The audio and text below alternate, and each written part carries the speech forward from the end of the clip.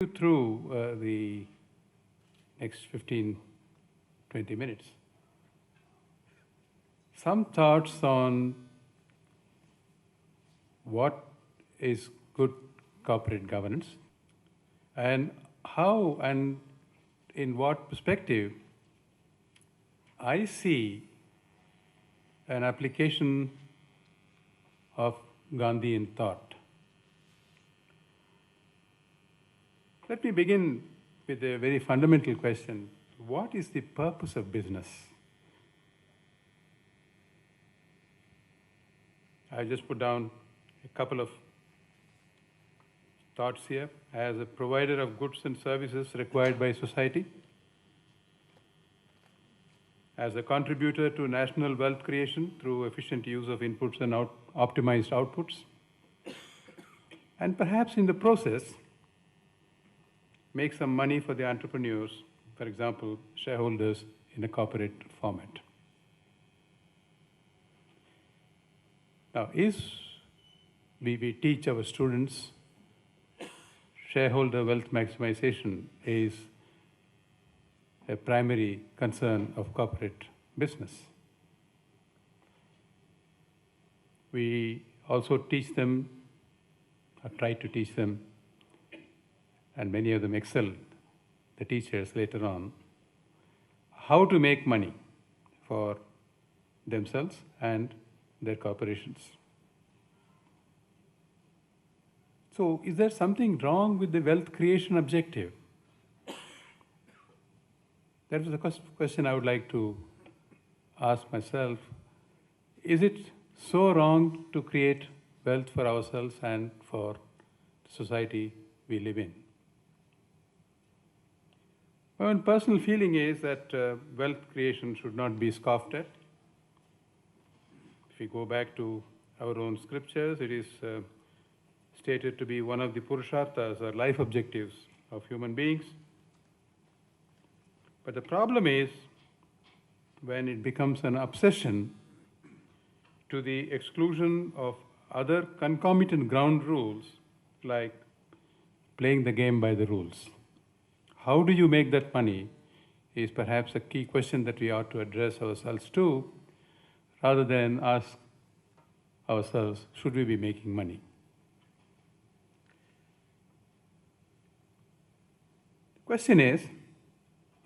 Second question is, what do we do with the wealth that we so create? As we all know, we've been constantly reminded of this from time to time. We came into this world with nothing, and when we leave, unfortunately, we can't effect electronic transfers.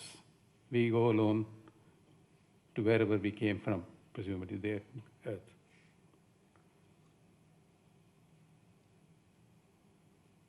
Gandhiji, personally, I believe, that creating wealth was not bad.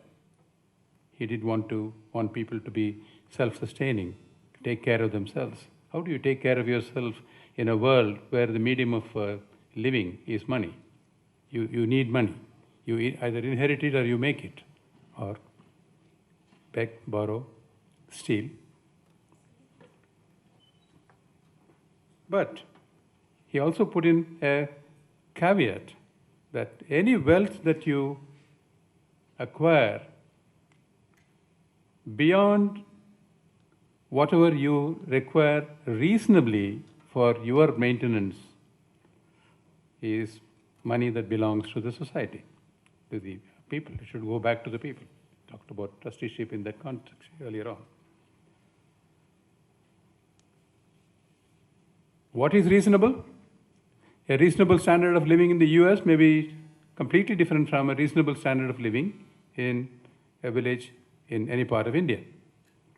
So I would imagine that we have to live with some kind of contextuality as to what is reasonable, and leave it to the good judgment of the people themselves to say, what is it that I want to have in terms of having a comfortable living, and then extend it to not only myself, that will be too selfish, so extend it to my immediate family, maybe the immediate community. I don't mean community in a communal sense, the society in which I live, and then further on to the village, to the city, to the state, the country, and the world at large.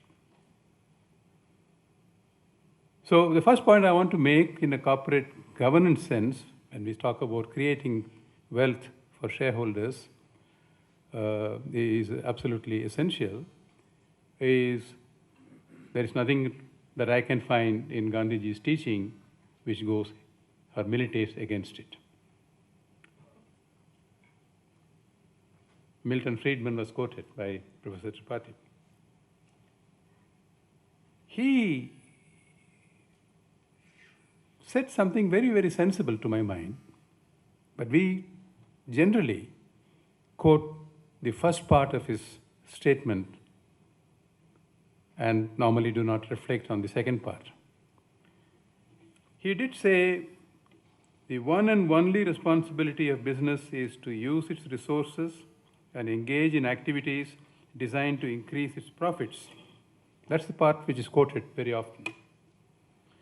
But he also went on to say, so long as it stays within the rules of the game, which is to say, engages in open and free competition without deception or fraud. How many of us really get access to this later part? We only talk about the business of business is to do business and make money. That's very often quoted. But not everyone is talking in such exclusive terms. For example, take a reputed industrialist like Dave Packard of Hewlett & Packard. He said in 1939, making money is an important result of a company's existence, but institution exists to make a contribution to society. Okay. Here is another one. The OECD Advisory Group on Corporate Governance, as late as in 1998, and this was chaired by the famous American lawyer and corporate governance guru, Ira Milstein. Companies do not act independently from societies in which they operate. Corporate actions must be compatible with societal objectives. I'm quoting from the report of a committee which included other eminent luminaries like Sir Adrian Cadbury and so on. Even more recently, in 2007, GE, which is probably among the topmost market capitalized companies in the world, Chairman Jeff Immelt says, our experience with eco-imagination shows that we can develop products to address environmental challenges and make money in doing so.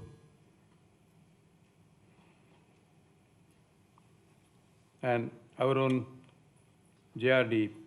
Tata in 1965 is quoted as saying, no success or achievement in material terms is worthwhile unless it serves the needs or interests of the country and its people and is achieved by fair and honest means. So there is a bunch of people, successful industrialists, successful businessmen who have made money. None of these people are known to have made enormous losses and ran away with shareholders' funds and so on. They believe that making money is good, but making money in the right manner, in a sensible manner, is important. Now, I would touch upon another concept we generally talk about in corporate governance, which is one of stewardship. We say that the board is to discharge a duty of stewardship. Essentially, what is a corporation? I would think it's just, in its simplest form, it's pooling of money resources from people so that entrepreneurial and risky innovations and businesses could be undertaken and executed by experts in the field. Herein lays the concept of fiduciary responsibility of the directors in overseeing the faithful execution of business activities to achieve intended business objectives. Directors in this sense are trustees and act in good faith with care and loyalty to the company and its shareholders. I should perhaps add, they are expected to, like known to be, they are expected to do this. There has been and continues to be an ongoing debate about the accountability of directors, whether it is exclusively to shareholders, which is based on the legal scholarship theory of residual claimants, as opposed to a wider spectrum of stakeholders propounded by several people like Freeman. The latest we have is Margaret Blair of the Brookings Institution in Washington. As trustees or stewards, directors have to be diligent as a normal, rational human being. Nothing great is expected. That is why you see it's so easy to get onto the boards of companies. You don't need any particular qualification. There are some disqualifications listed, but there's no particular qualification to get onto the board of a company, especially as a non-executive director. But a reasonable diligence is expected of them, and they should exhibit due application and care in matters of both creating wealth and protecting created wealth and distributing it to the rightful claimants.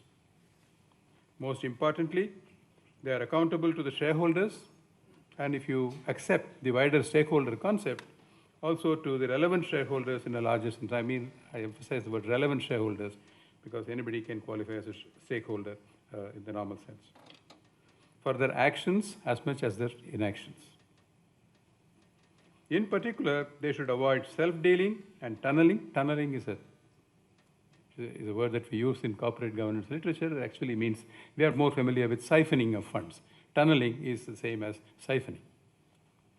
Competing and conflicting interests. You sit on two different boards of companies with competing interests. One often wonders whose interests are you really taking care of. And should submit to independent auditing by qualified experts reporting to the shareholders. They should account and report honestly and fairly to their principals. I'm just touching upon a few principles of good governance. In a wider stakeholder responsibility framework, directors and the executive should also ensure that they do not violate the rights and entitlements of fellow human beings through workplace harassment, unfair human resource policies, denial of equal opportunities, engagement of child labor and hazardous activities, and so on. They also need to avoid, to my mind, and that's what I infer and deduce from Gandhiji's teachings on nonviolence,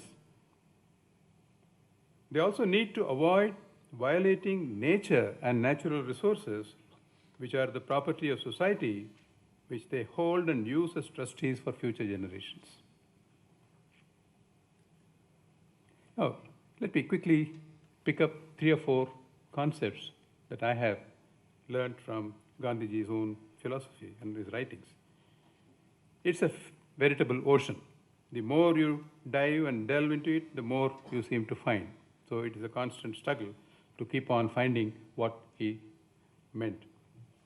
We just pick up a few.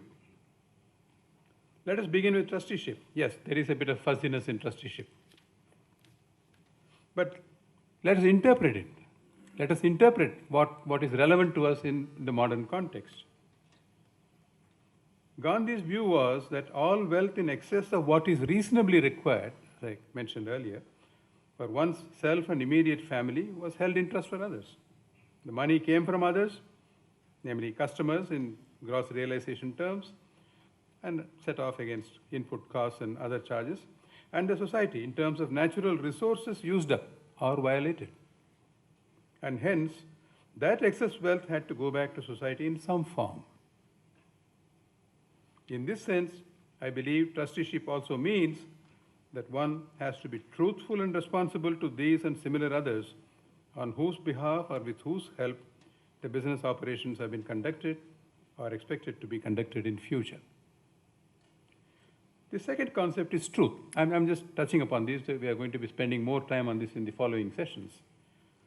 The second concept of truth, Gandhiji distinguished between absolute truth and relative truth, though I must confess I have not understood it fully.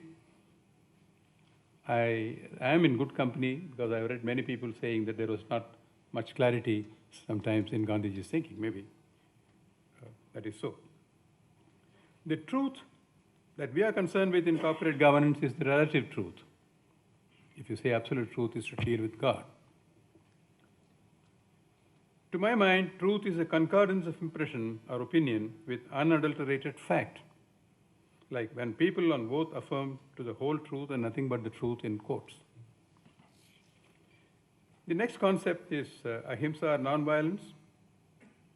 Ahimsa has been described as the attribute of the soul and therefore to be practiced by everybody in the affairs of life. The valid question is whether corporations can be credited with a soul. I would be guided by a great author like Henry David Thoreau, who once said that while corporations perhaps did not have a conscience, those which had conscientious men could be taken as corporations with a conscience. So I would say, if corporations don't have a soul, but if the people who are running the corporations have a soul, maybe we can credit corporations with a soul. After all, corporations as inanimate entities created by a sleight of law have to act and express themselves through their human representatives. And it is those men and women who in fact provide leadership for all the corporate initiatives, whether they are good or they are bad.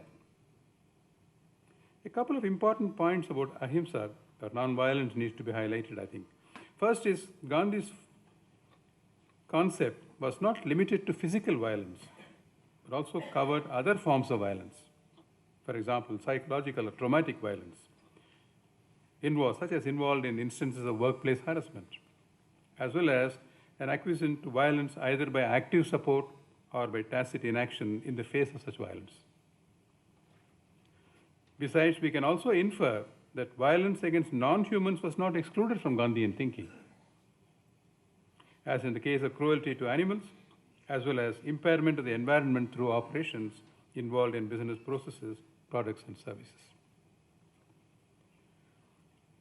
Other concepts like satyagraha and non-malicious dissent are very useful for directors sitting on boards. I'm not saying directors should go on satyagraha in boardrooms, but what I mean by this is, if a director on a board does not think what is being done is appropriate, he or she owes it to himself or herself and to the company and to the people whom they represent to stand up and be counted. And if they are overruled by a majority, to say, okay, but please record my dissent. That is my view. That is transparency.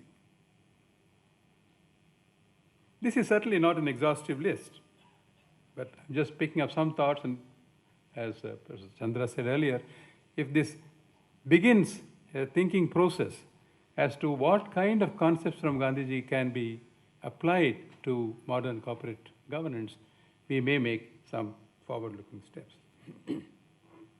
Let me quickly recount this. Directors are accountable as trustees, comes in the concept of trusteeship. Corporations have to be truthful in their accounting and reporting to shareholders in the outside world. So your communications become important. Right? You need to create wealth because people have entrusted, other people have entrusted their money to you for that purpose. So you owe them a duty. So create wealth. Directors and officers as trustees may not indulge in deception, self-dealing, or tunneling, or poaching, and so on. We have various regulations, but I am not a great one for regulations. I'm saying these things should come from within. Corporations may not violate the rights of their employees. One would include also those employed on behalf of contract staff or outsourced agencies, as Sarbanes-Oxley does, incidentally. Environment, and where, or neither are you permitted to violate the environment. where such violations are unavoidable in the business process, then seek concurrence from the affected with transparent disclosures and reparatory measures. Directors in particular have the responsibility to express their views on matters, and where overruled by the majority, as I said, record their dissent. Following the laid down dharma, Gandhiji laid a great stress on dharma. What is dharma? Legal or regulatory frame, what is right? I think if people could only think of that, that would be great help. Let me finally ask this question. Does it all pay? Should governance be relevant at all? Should companies worry about it? Is there a business case for, I hate to use the word Gandhism in the light of what was said, but for want of a better word, I'll use the term Gandhism. Is there a business case for Gandhism in corporate governance? Personally, sir, I believe so. Leadership companies around the world and in India have incorporated many of these tenets in their governance. We have one such representative amidst us here, Mr. Subaya, who is going to be talking to you later in the afternoon. Leadership companies, what distinguishes leadership companies? Are they the leaders because they follow good governance practices, or do they follow them because they are leaders? We can debate this endlessly, but the fact is, or the truth is, one good thing leads to another. Sometimes one is asked, how is it that corporations which are not reputed to follow good governance practices still manage to be at the top of the pack? One could only speculate how much better or how much higher their reputation and therefore their performance would have been if only, besides their excellent financial bottom lines, their governance frameworks had been more attuned to truth, transparency, and trust issues. Governance is critical to corporations as it is to nations. Sooner or later, often sooner than later, the society weeds out the undesirables, the untrustworthy, and the untruthful. If you require any evidence, I will invite you to look at the churn in the Fortune 500 companies in the last 3 decades and see how many of the earlier greats continue in later years. Even if you wish to have an even more unpleasant proof, let's look at the financial distress of the United States corporations in the last few weeks for a gruesome reminder that the day of reckoning for the unprincipled, unethical, or overly greedy does indeed arrive. It is not that we have been above board in this country. Let me also tell you, we keep talking about all this stuff outside India. It's not that we are above board. In our country, such bailouts are not accurately costed in the public domain. Maybe it's all costed in the ministries, I do not know. And they do not come out reasonably soon enough either. So human memories being short, we tend to forget. It was Dr. Martin Luther King Jr. who said, I quote, Gandhi was inevitable. If humanity is to progress, Gandhi is inescapable. He lived, thought, and acted inspired by the vision of humanity evolving toward a world of peace and harmony. We may ignore Gandhi at our own risk, unquote. Ladies and gentlemen, I think a dose of Gandhian governance, self-adopted and not inflicted by mandate, would therefore be a good prescription for modern-day corporations aspiring to reach or retain their top billings in the corporate world, as we remember and revere Gandhiji today on his 139th birthday. Thank you very much for your patience.